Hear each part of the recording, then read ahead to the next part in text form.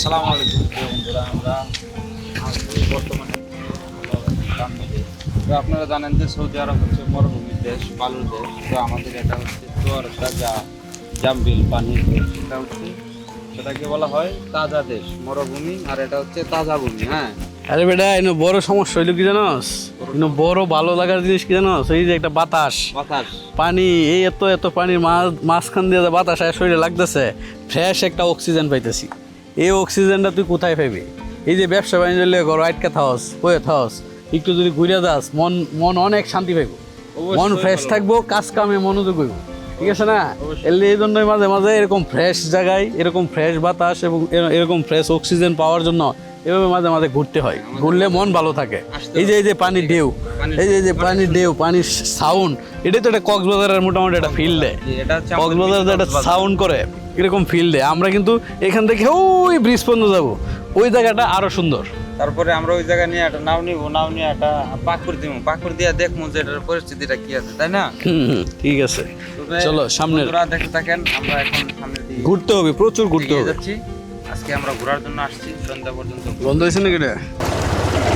এই যে ঢেউ যাইতেছে সমুদ্র, না এই যে সমুদ্রের ঢেউ দেখছ, ও স্থির একটা ঢেউ। তোমার আমার সামনে সমুদ্র ফিল নিয়ে না সেই রকম। এটা হচ্ছে আমাদের জামবিলের যে ঐতিহ্যবাহী একটা দ্বারা আছে, সেই জামবিলের ঐতিহ্যবাহী দ্বারাটাকে ধরে রাখার জন্য এই রাস্তা পর্যন্ত পানি আসতেই হবে, না আসলে এটা দ্বারাটা ধরে রাখা সম্ভব না এই বিলের প্রতি। তাই আর কি, এই বিলে এই রাস্তাটাকে পানি পর্যন্ত ঠেকিয়ে রাখে সবসময়। ফুডু এই যে রাস্তা বেদ করতেছে, এই রাস্তা পানি আসিন কমছে এখন। আজকে হঠাৎ করেই ঘুরতে বের হয়ে পড়লাম। আমাদের গ্রাম থেকে একটু দূরে আরেকটা গ্রাম আছে, আর সেই গ্রামের পাশেই এই সুন্দর জায়গাটার নাম জামবিল। আমাদের গ্রামের আশেপাশে এমন বড় কোনো হাওর বা বিল নেই, তাই ভাবলাম আজকে জামবিলটা একটু ঘুরে আসি।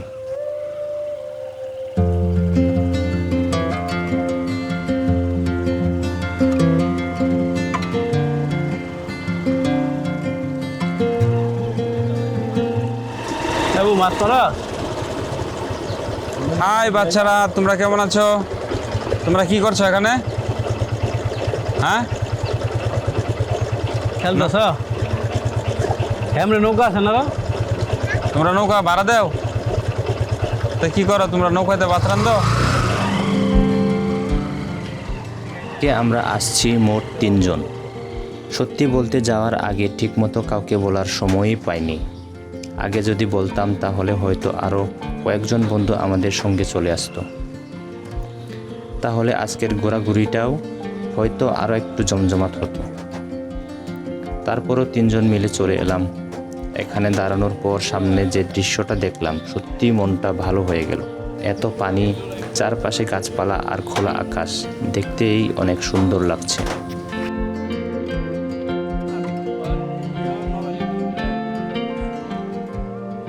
হাওয়া নেই আমার মাঝে মাঝে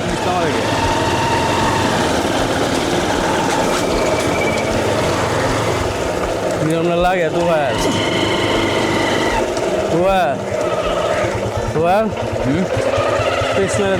আমি আগে যাই লই। তুই গেলে কি আর ঢুকবো মা তোর দেবেন জায়গা ফল মারে এই দেখি গাতা না বেশি যা রইব। কাঠ দিয়ে দিলে ফিসে চাকা যায় তো ফিস গাতা দিব এদে মারুন আনালে যে মাতে মারুন কেপ করে সোজা করে মাইক কে যাবো। হ্যামলেটটা পড়বো কিন্তু কিরম বুঝলে? হ্যাঁ হ্যামলেটটা আমি পড়বো। চাকা থাওয়া নাই রে তো বলো মা। এবার আমরা একটু ভেতরের দিকে যাচ্ছি। বিলের পাশ দিয়ে যে কাঁচা রাস্তা গেছে, সেই রাস্তা ধরেই সামনে এগিয়ে যাচ্ছি। রাস্তাটা খুব একটা ভালো না, জায়গায় জায়গায় কাদা আর পানি জমে গেছে। তবুও ঘুরতে বের হলে এসব একটু কষ্ট করতেই হয়। আর সত্যি বলতে এই রাস্তায় মোটরসাইকেল নিয়ে যাওয়ার মজাটাও আলাদা।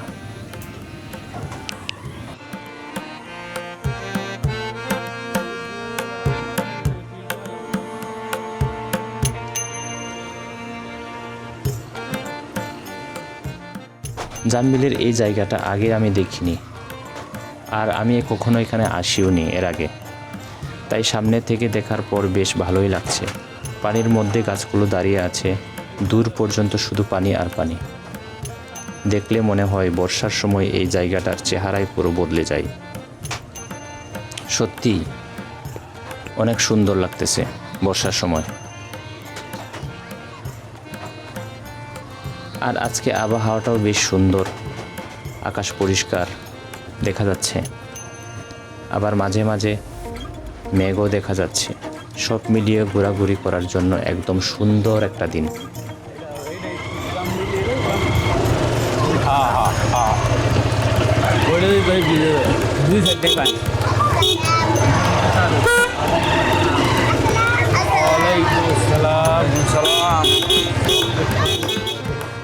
এখানে আসার একটা ভালো দিক হলো একদিকে বিল আর অন্যদিকে গ্রামের সুন্দর পরিবেশ, দুইটা একসঙ্গে দেখতে বেশ ভালোই লাগছে।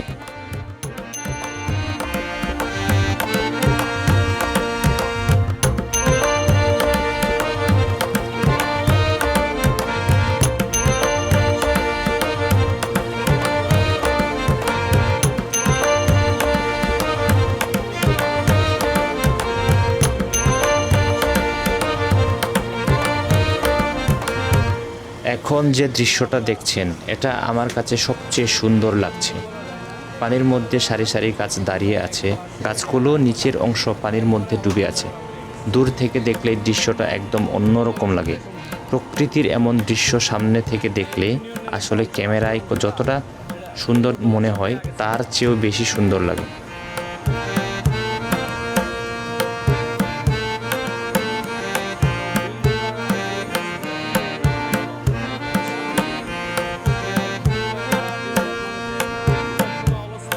এখন আমরা আবার রাস্তা ধরে সামনে এগিয়ে যাচ্ছি। এক পাশে গাছপালা আর অন্য পাশে বিশাল বিল। রাস্তা খুব বেশি চওড়া না, কিন্তু এই রাস্তা দিয়ে গ্রামের মানুষ প্রতিদিন চলাচল করে। কেউ কাজে যায়, কেউ বাজারে যায়, আবার কেউ নিজের প্রয়োজনেই এদিক ওদিক যায়। আমরা আজকে শুধু ঘুরতে এসেছি, তাই পথের দৃশ্যগুলোও উপভোগ করছি। এই রাস্তাটা আসলেই অনেক সুন্দর। দুই পাশে গাছের সারি, রাস্তার ওপর দিয়ে রোদের আলো আর গাছের ছায়া পড়ে আছে। মাঝে মাঝে সামনে তাকালে মনে হয় রাস্তার দুই পাশের গাছগুলো যেন রাস্তার ওপর একটা গাছের ছায়ার চাঁদ বানিয়ে রেখেছে। এভাবে বাইকে ঘুরতে যাওয়ার মজাই আলাদা।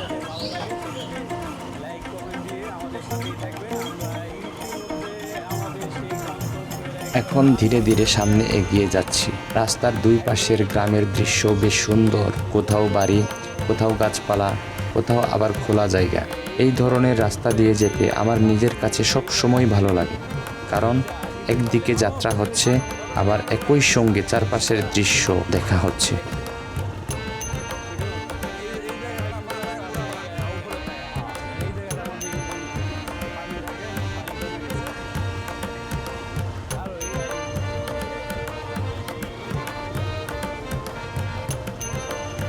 সামনে আসতেই দেখা যাচ্ছে রাস্তার পাশে মানুষের চলাচল বেড়ে গেছে।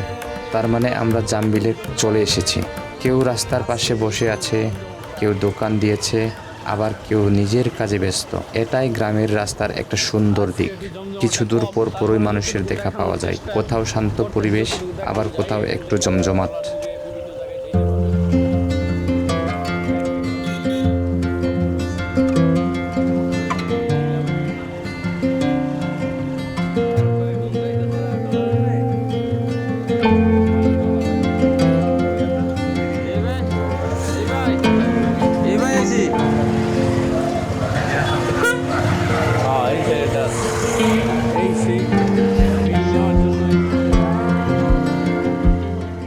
এখন আমরা এমন একটা জায়গায় চলে এসেছি যেখানে রাস্তার ওপর দিয়ে পানি এপাশ থেকে ওপাশে যাচ্ছে। এটাই জামবিলের একটা সুন্দর দেখার মতো জায়গা। দূর থেকে দেখলে মনে হয় রাস্তা আর বিলের পানি একসঙ্গে মিশে গেছে। বর্ষার পানিতে এই এলাকার রাস্তার এমন অবস্থা হয়েছে।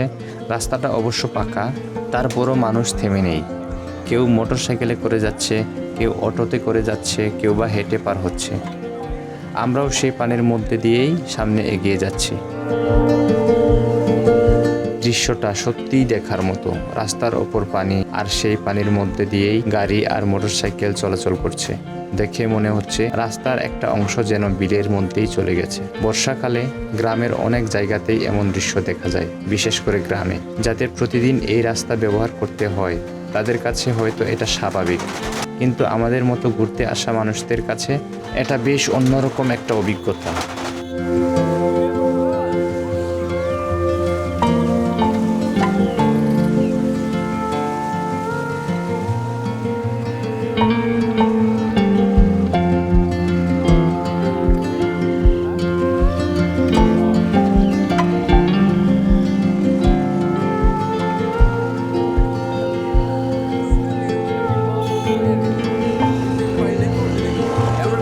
ওই মামু আমার তো ভিজে আসছে।